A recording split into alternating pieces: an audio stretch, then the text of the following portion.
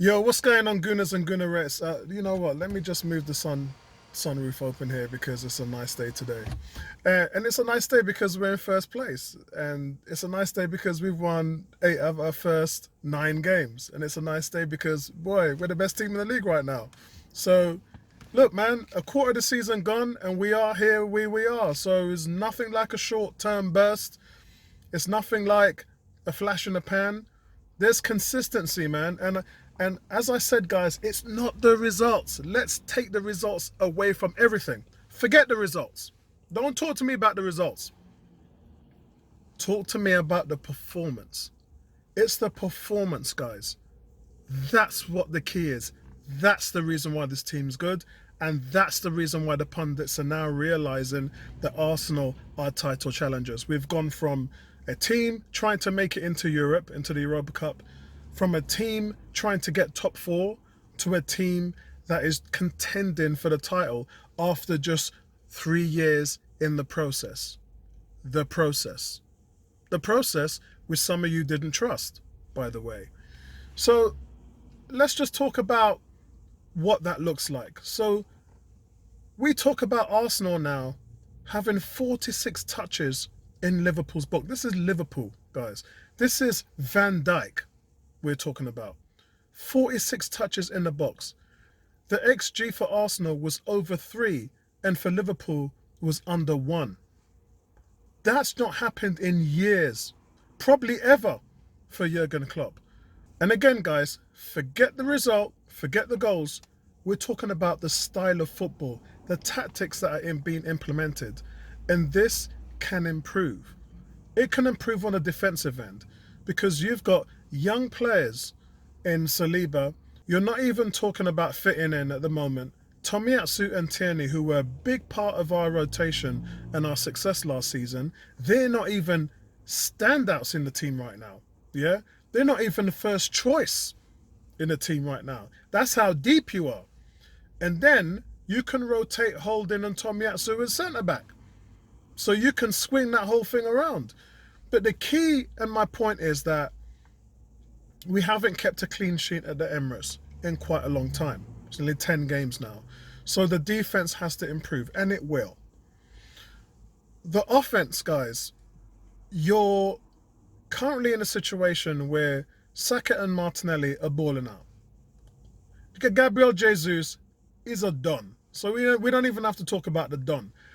They've just added to the excellence up front where you have guys now 3 or 4 goals. Yeah, Saka, Martinelli and Odegaard. All of them top players have got 3 or 4 goals. And then Jesus has got 5. So do you remember when we were just talking about your striker going in there, too dependent on Lacazette, too dependent on Aubameyang, and no one else around them ain't doing nothing? Everybody's doing something.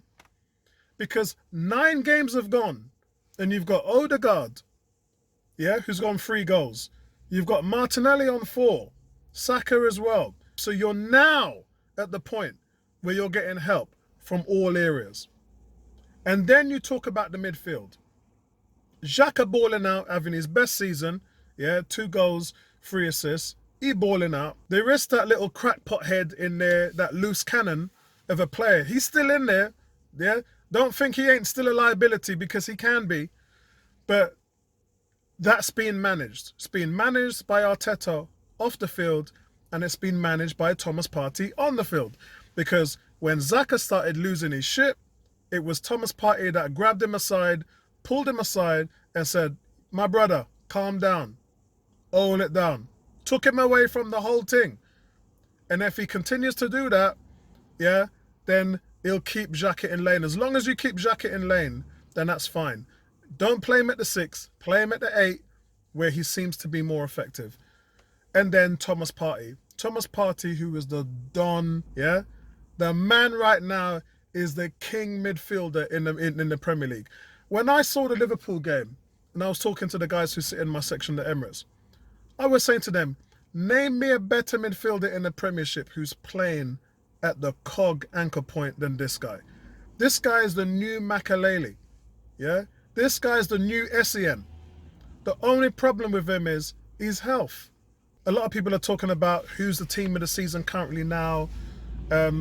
Arsenal and Tottenham's first 11, Arsenal and Liverpool's first 11, and nobody don't like putting Partey in there. But I could tell you something now, yeah, which you might not agree with, and that if you don't, then that's fair enough. And I talked to you about the FIFA thing, innit? Yeah?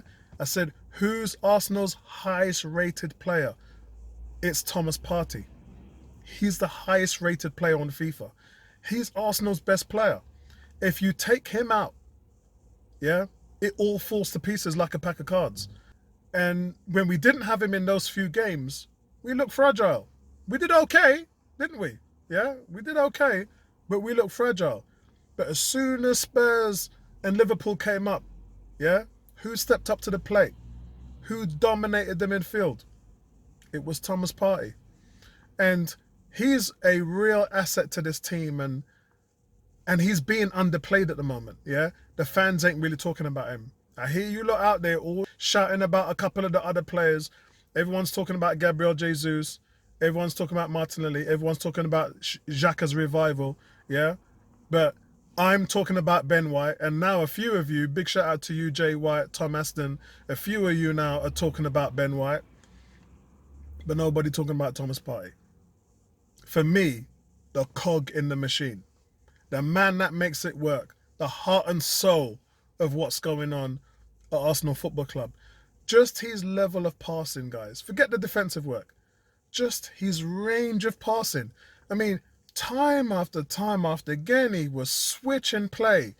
50, 60-yard passes dropping over the player's shoulders. Just an elite level of play in the midfield. And with him, guys, the key to his play is transition. We are probably the best team in transition in the Premier League right now, thanks to him. And that's what the problem is when he goes missing. The problem is when he goes missing, we're struggling.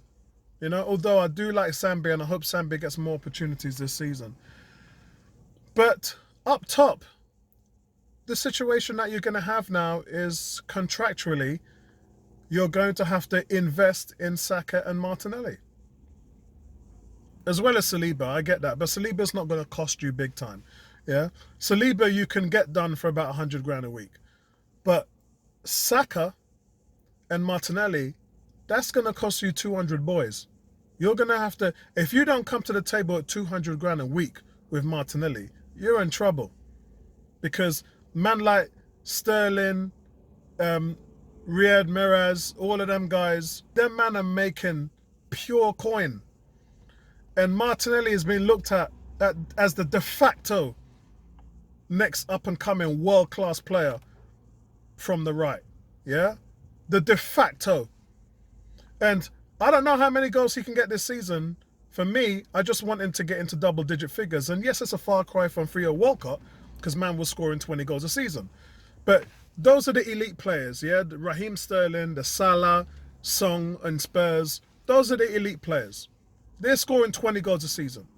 Can Martinelli do that? Possibly. Can he do it this season? Maybe. Yeah? But time will tell. I think he'll get there.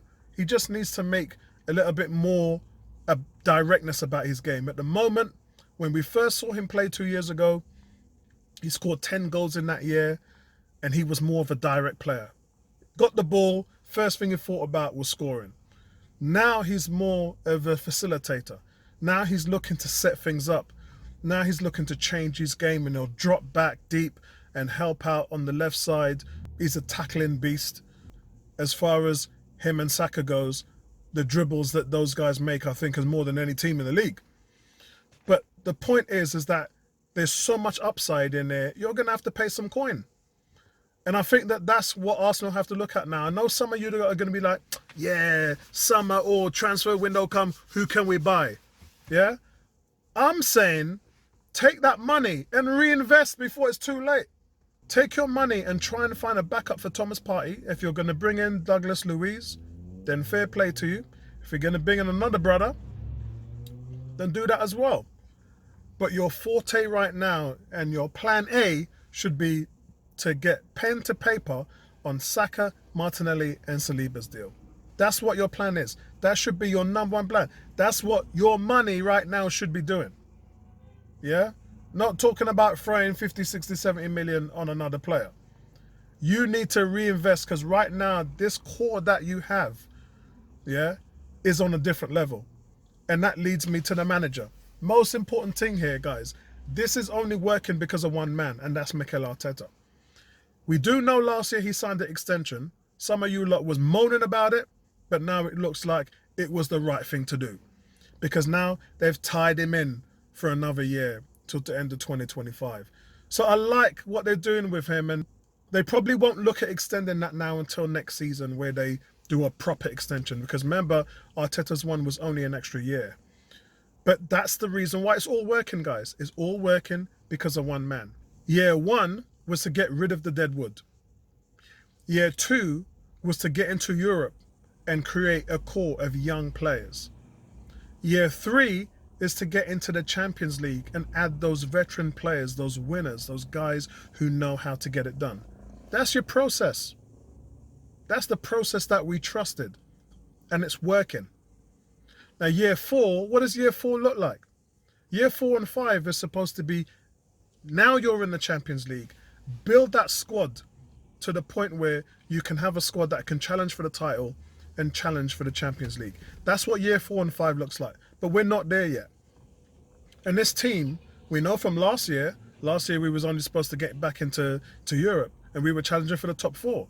This year we're supposed to be challenging for the top 4, and now we're challenging for the title.